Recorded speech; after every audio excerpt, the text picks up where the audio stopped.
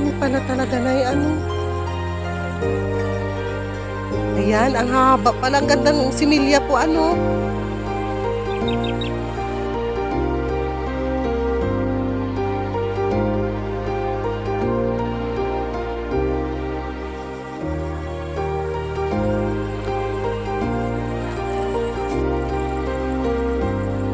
Kulay. Bukas, mamaya ang hapon ma-harvest ulit.